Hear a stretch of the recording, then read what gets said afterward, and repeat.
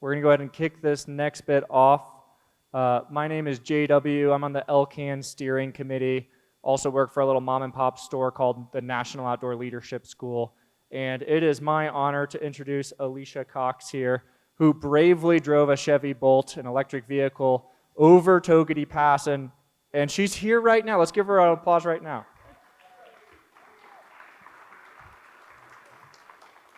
So it's totally doable. Alicia's proof. She's here. She's on time. That's awesome. And just real quick to introduce, Alicia's the executive director for the Yellowstone-Teton Clean Cities, and you've worked with them since 2011. Under her leadership, she's brought in over $1 million in grants to help with this sustainable transportation and infrastructure investment, which is super exciting and very needed to connect those dots to funding and then how these things actually go in and impact communities. Yeah, we're really excited for this. So please enjoy the presentation. All roads lead electric. And with no further ado, here is Alicia. Thank you so much. Yeah, thank you. Hey. Thank you for that intro. Okay, so I guess I'm holding this. All right, thank you all for having me. This has been a really great event. I've learned a lot, and I'm excited to get to work. So my presentation is going to be about kind of how EVs can be part of the solution, or why, and then how we can do that. So I'll just get to it. Oh, sorry, I gotta go like that. Oh no, shoot. Okay.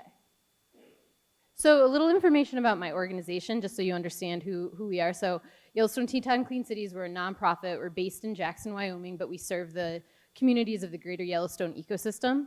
You'll see back here on the map, there's actually about 75 to 80 other coalitions just like ours throughout the country. We're a program of the Department of Energy, so you're able to get a lot of resources from the national labs, and then we just provide that information to our communities. We do work throughout the whole state of Wyoming and Montana as well, though, because we're the only coalition in these states, but some other states are fortunate, like California has, looks like 20 up there, but we're here holding down the fort in our region. So this is what Clean Cities, this is our portfolio. We promote the work with light and medium duty vehicles, alternative and renewable fuels. We promote idle reduction strategies and fuel economy improvements, as well as new mobility choices and emerging transportation technologies. That's a little bit more new for our group because we've traditionally just been alternative fuels. And this is kind of the way that I talk about the work that we do. We assist private and government fleets to convert to alternative fuels. And then we help to develop the infrastructure that gets those vehicles out on the roads. And we do a lot of education to the public just about the general benefits of alternative fuels. So we're talking about electric mostly today, but we're fuel neutral as an organization and generally talk about most of the fuels under the Energy Policy Act of 1993. So there's biodiesel, ethanol, natural gas, and they all have a different place in transportation and can be used in different applications. But again, we're talking about electric today. So why electric? You'll see here it was in about 2016 that transportation became the largest emitter, the sector that had the most emissions. And so 27% of the U.S. emissions are attributed to transportation, and then of that 27%, almost 60% is light duty vehicles. So that's just you and I driving around in our cars and our trucks. So there's a lot of work that we can do to impact that. This is just to show kind of the emissions per fuel type or vehicle type, just so you get an understanding of that. So you can see back here the gasoline, and the measurement here is grams of CO2 per mile, which is a little strange to try to get your head around, but you can just see the difference, basically, is what this is showing. One thing I like about this chart too is, sometimes we speak about, there's a bigger impact of electric vehicles because of the battery. And in yellow here, you can see on the second the bar chart over, you can see it's included in there, but it's not really as big as I think some people might think. So oh, and this is from a presentation very recently from Argonne National Lab.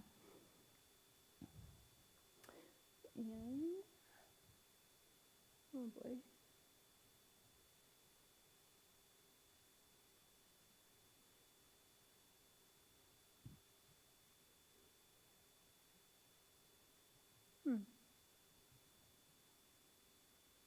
Okay, so this is showing us, I just wanted to give you a comparison for Wyoming, really. So you'll see the yearly emissions of a gasoline vehicle on the left here is 11,432 pounds of CO2. The electric grid mix of like the average in Wyoming is 7,441. I looked at Rocky Mountain Power because that's what you all have here, and that is driving electric on that is 4,800.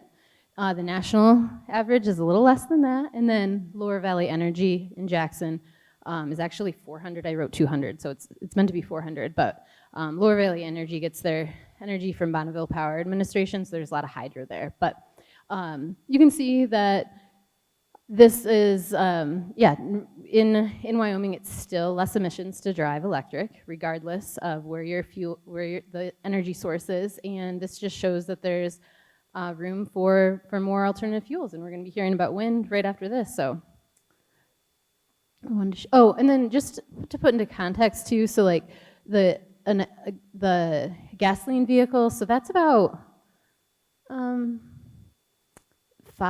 between 5 and 6 tons, I guess, because there's 2,000 pounds in a ton, and a person's individual kind of carbon footprint or greenhouse gas emissions footprint per year, depending on which study you look at, is about 15 tons. And so if 6 of those are attributed to your gasoline vehicle, by getting rid of a gasoline vehicle and switching to electric, you really impact your personal footprint a lot. So I just wanted to put that into context as well. And price, so I did not make this graph very long ago, but it's already outdated because we know that gasoline is almost over $5 a gallon now, but just wanted to show some equivalencies here. So this is actually, I think I used Lower Valley Energy's pricing here, but the price per energy content, we have 13 cents per kilowatt hour, but to show the energy content equivalency, it's about 97 cents per e-gallon. So that's the same amount of energy that's in a gallon of gasoline. So you're getting quite a bit on fuel savings. This I wanted to show your yearly savings. So this is a benefit of electric. So I just did a Chevy Bolt against a Traverse. I don't remember why that was the comparison, but yeah, you can see here just by penciling it out. Again, this was Lower Valley Energy's price. I don't know, what do you all pay here for? Is it similar? Okay, cool. So you can see the savings, and as gasoline goes up, your savings become even greater. This is only if you're charging at your house, though. So if you are taking a road trip and you have to charge at, say, Electrify America or one of the other charging stations out there, that's going to change how much you're paying for your electricity per year. So Electrify America, I believe, is about 26 cents per kilowatt hour. So that is going to definitely increase what you're paying yearly when you're doing some road trips, which hopefully you are, because that is where you're getting a lot of emission savings the more miles you're driving on your EV. This is just another way of looking at the savings. So this is total cost of ownership. This one I did look at the F1 Lightning, or F-150 Lightning, which is, I would love to have. So you're going to see about $10,000 in savings. In the section that says depreciation, that includes the upfront cost, which is, I think, when I was comparing these, it was maybe 20,000 more. So, yeah. So in the end, though, with the fuel cost savings, it really makes sense when you look at it over the whole lifetime of your vehicle. And this is just another one of those comparisons. And then these are just some calculations. And I don't even think this one included the $7,500 tax credit that is still available for some vehicle manufacturers. And oh, there's one other thing I was just going to say about this. Oh, so this is looking at the fuel cost for our Lower Valley Energy, Rocky Mountain Power. We have a lot cheaper electricity out here than other places. So we have a really good incentive to drive electric. We are less than half of what the national average is per kilowatt hour usually. And, oh, there's just one other thing I was gonna say about that too. All right, I'll move on. And so I also just wanted to show, you know, as we're thinking through like the need for more charging infrastructure, why that's so important to be considering. Between 2020 and 2021, electric vehicle sales nearly doubled. And then the average over the past several years, it's like increasing 130% each year. So this is because there is infrastructure coming, but it's also because there's just a lot more model availability as well. People are more interested in it. It's just starting to become more mainstream. So we definitely need to be thinking about how and where these vehicles get charged. So let's look at things regionally. So I forget what year this was, but there's this Memorandum of Understanding that was signed by 8 states, and they basically are just trying to coordinate efforts when you're talking about infrastructure build out to be on the same page with pricing, signage, where they're located, making sure there's not like 2 DC fast charging stations right across the border from one another. So this is pretty unique to the West, and there's actually been some, I think in the Midwest, they did a similar MOU, they mimicked this. And from this, we're actually a part of this group that's the states, as well as some of the state energy offices, the departments of environmental quality, the clean cities that are in the region, and to be more of a communication arm of that MOU. This is now called, and just recently launched, as Charge West. It was just actually last week, I think, in Salt Lake was the big event to show off this new brand. So look for that. And I also just wanted to talk about the alternative fuel corridors. This is, I only have a snapshot here of Wyoming, but there are alternative fuel corridors throughout the whole country. This was a program that started about, I think this year was the 6th round, where states could nominate these corridors throughout their state that they, that either already had the infrastructure necessary for vehicles to get through, or they had a very specific plan to make that happen. So in Wyoming, the corridors that were nominated are 80, 25, and 90. And when this program was first established, there was no funding attached to it. It was just, let's do this, and there's kind of the idea that maybe there would be funding in the future, and now there is. So this is the National Electric Vehicle Infrastructure Program. It's often called NEVI. You'll see the bottom row is Wyoming. I often think of Montana, Idaho, and Wyoming just in my work, so that's why this is all up here. But you can see that in fiscal year 2022, we'll have almost $4 million to go towards charging infrastructure. This program, those funds can only go to those corridors that were already designated. Wyoming could have nominated more corridors, and they might still be able to in future and subsequent rounds.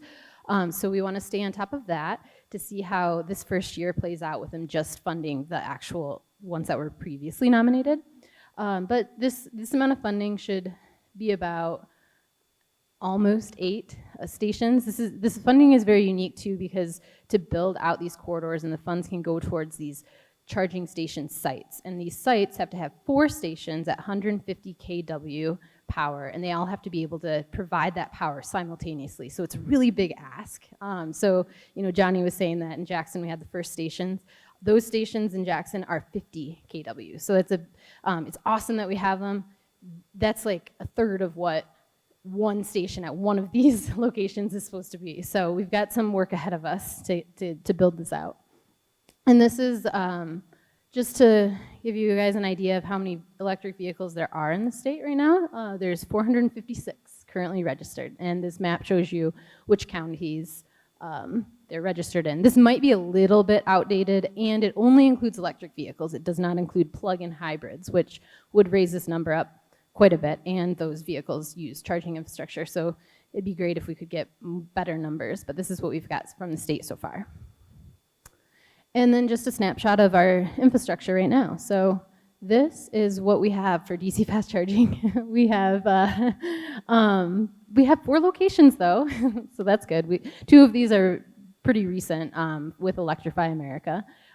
Jackson had the first ones, and then there's a station at the Harley-Davidson in Laramie? Oh no, in Cheyenne. So that also is a 50 kW, I believe.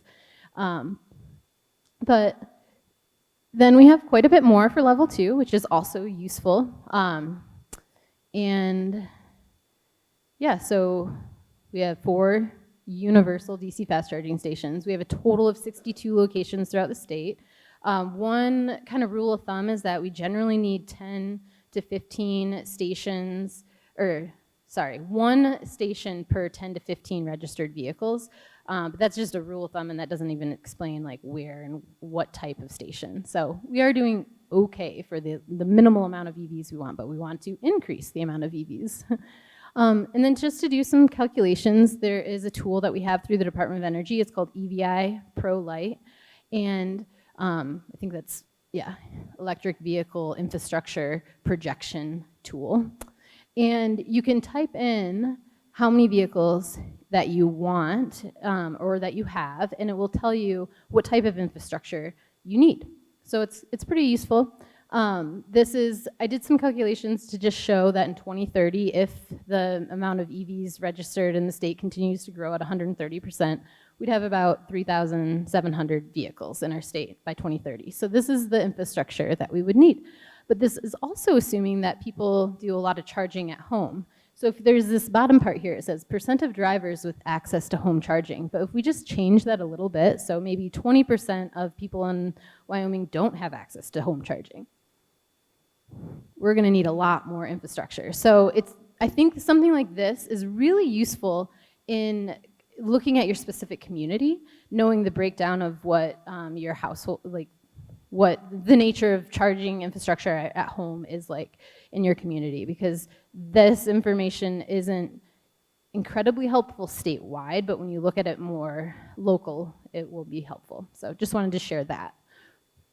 So individually, what can we do? So these are just some questions that I think, GW did a great job of having an amazing variety of electric vehicles out there. So, and every car owner has, done the shuffle in their minds of like, how does this work for my life? And so these are just some of the questions that we could start considering if you're thinking about electric vehicles. So what are your driving range needs? So the average American doesn't drive further than 30 miles a day, and 50% of those trips are less than 3 miles. So an electric vehicle is a good fit, especially if you're a 2-person household, a 2-vehicle household.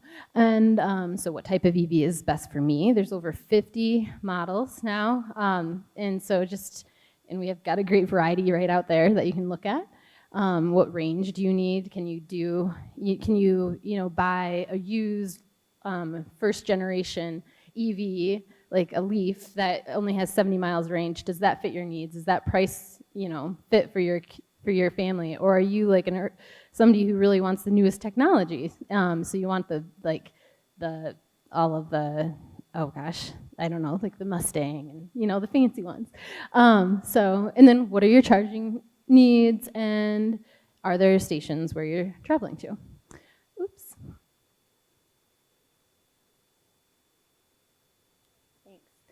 We actually just launched a website called Drive Electric Greater Yellowstone that kind of has a lot of this information on there, and it also has links to where you can look and compare the different vehicles. So if you are considering an electric vehicle, I would suggest visiting this website. It's just driveelectricgy.org. So you can find that on our website, a link to that on our website too. And some other questions to ask beyond just personally of like what you can do in the world. So what are your spheres of influence? Work, friends, family, church, sports teams, any clubs that you're a part of.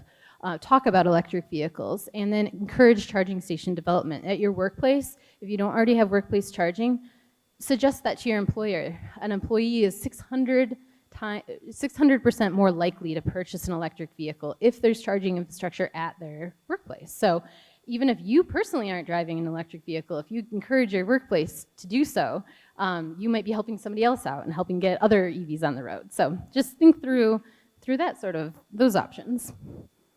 Okay, so what are some things that we can do at a city level? Johnny actually mentioned a few of these things in his presentation, but you can have a fleet commitment.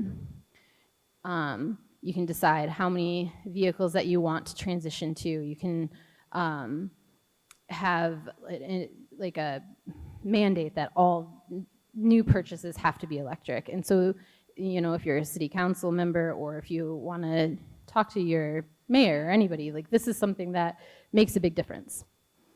City contracts. With those that you're contracted with, you can require that they use an alternative fuel. Rebates and incentives. There are various different options out there. You can get them through your utility. The state of Illinois, they have a $4,000 rebate at this point.